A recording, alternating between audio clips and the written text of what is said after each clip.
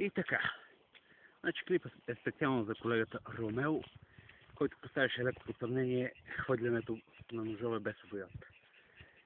И твърдеше, че за тази цел трябва да се ползва само стандартния вид нож за хвърляне, което мисля днес да го оборя в креативното. Тъй като за моето хвърляне ще използвам два нестандартни ножа. Един от които е щик от Втората световна война. Както виждате, дрижката е доста тежка, острието е прекалено дълго, за сметка на това по-леко от дрижката и не особено подходящ за хвърляне. Това си е за мушкане на вига. И зависи къде ще му мушите, може и доста да го заболи. Втория нож, както вече писах на едно място, изработен е от острието на китайско копие на нож тип Рамбо. Не от най-добре балансирането, но аз съм си го пригодил за хвърляне. И разстоянието, на което стигне в момента е около 3 метра, тъй като другите клипове бяха показани 9 метра, но хората явно си тренират с години, за да постигнат това разстояние. И стига съм плямпал, преминаваме към хвърлянето.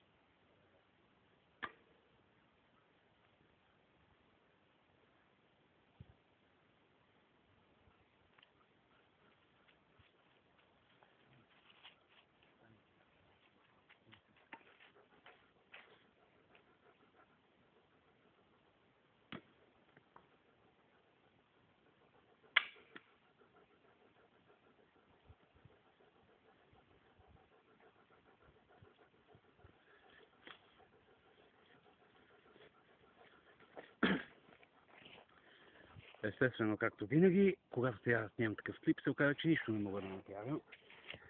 Да не говорим за изсейващите елементи в лицето на моите кучета, които след малко може би ще играят ролята на мишена.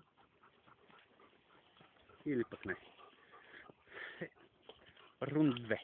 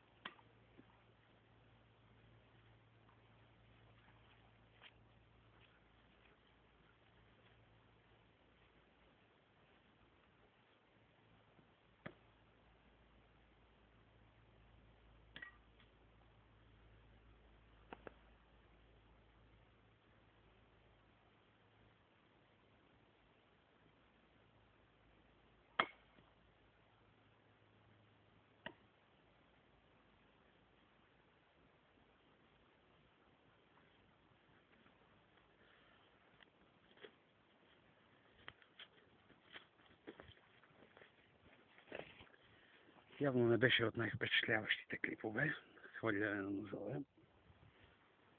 Затова си минавам към стаята техника на половин обяд. Като ще добавя и още един, който ми беше приодаден като нож за хвърляне. Въпреки, че ако се съди по това как се забива и състоянието му след това ме е направеното лово.